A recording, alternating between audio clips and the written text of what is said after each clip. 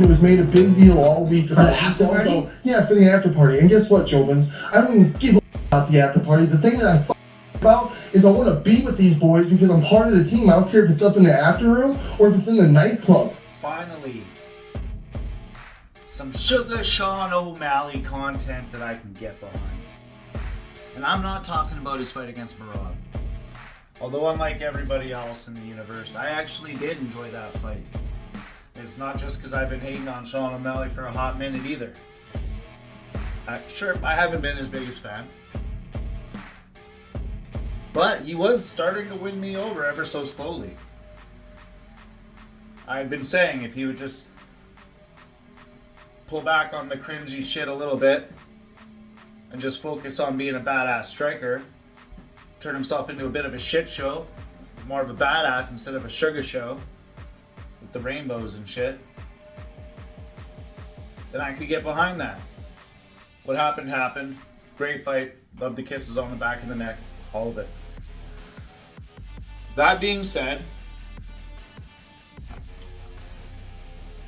I finally seen an episode of the podcast, the Suga Timbo show, or the Timbo Suga show, Suga Timbo, whatever. They have a podcast. I'm not crazy about it. It's not really my cup of tea. It's typically Sean O'Malley kind of, I don't know. He does a lot of shit talk on it, yeah. He talks some shit. But he also kind of just sounds like an idiot a lot of the time, so. I feel like a lot of the time when they're talking about stuff related to the fights, when Sean O'Malley's talking about anything in general, I just feel like he's not even putting effort into the conversation. I feel like a lot of the time he'll redirect a question or a conversation coming his way with like, oh, I don't even really care. You know, some kind of stupid redirection like that, but it's never very intellectual, if you know what I mean. So that's kind of always been a thing with Sean O'Malley that I wasn't crazy about. But anyways, finally there was some content on their podcast. They got my attention.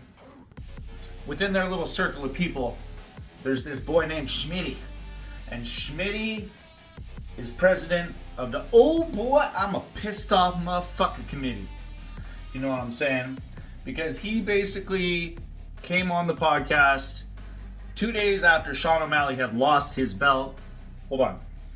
I repeat, lost his belt to Merab after all the shit talk and everything went down. 2 days after that, Schmitty boy comes on his podcast. And it's not just that. So what went down is apparently he didn't get a phone call or a text or anything to go to the after party with Tim Welch and Sean O'Malley, because apparently allegedly they went out and celebrated their loss. They said they partied like they won. I don't know. Cringy.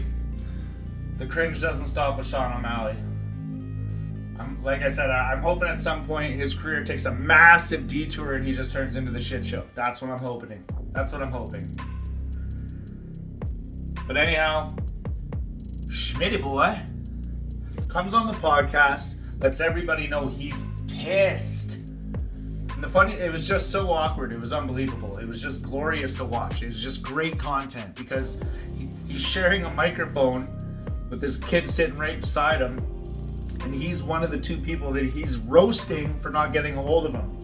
Because he asked him the week of that they had to get a hold of him if there's an after party. And he wanted to know if he's invited. And he wanted to be let know even if it was no. You know what I'm saying? So the dude blows a gasket on the podcast and literally starts crying. But I told two people to make sure to let me know multiple times all week. Sono, right before he walked to us to the arena, I said, you let me know. Even if it's a no, let me know. and no one hit me up. And I'm not gonna, I said I love you to both of you. And I'm not gonna, you just lost the fight. I had no idea what was gonna happen. I'm down. I walked 30 minutes back to the arena where I'm passing the Georgians talking shit. Luckily I had some fans wanting to take photos, but that was weird. And then, so I don't know what to do. I text both of you guys saying I love you guys. So You didn't text me after the fight? I love you. After the fight, I'll show it right now. He's sniveling like a little bitch. And Tim Welch is just like, looking just as confused as I was, as we are while we're watching. Sean O'Malley's kind of taken back too. And then Sean O'Malley starts chiming in like, well, you didn't message us. He says, I texted you, I love you. The whole shit's just crazy, man. He's like a little ex-girlfriend, a little disgruntled ex-girlfriend. I texted him a thumbs up in the snap. In Snapchat, he didn't open it and he still posted snap stories all night. And eventually they're trying to explain to him that he doesn't really have a right to be as mad as he is because he's fucking flipping out. Like this will not be over. There's some serious tension within the Sean O'Malley social media podcast crew. There's some serious tension within that crew right now. And a few minutes into that podcast, Tim Welch just kind of went on his phone because he could tell that they were banging their heads against the wall because the guy just started repeating himself. He was just so hurt that he didn't get to go to that after party. Me. Nobody even realized I wasn't there. Nobody even thought about Schmitty. Me. Schmitty not happy. So Not one fucking thought was made about me, and I fucking made the press conference fucking massive. I fucking went to Marab and Aljo to their face and backed up my shit talk, and I said fuck you to their face. Trouble in Paradise with the crew. I love it. And if that guy's smart, he'll honestly take this, put a big spin on it, and start his own channel. Because I could, but I can't. And he should. I give it 3 months, maybe 3 weeks, maybe 3 days until Schmitty's a goner.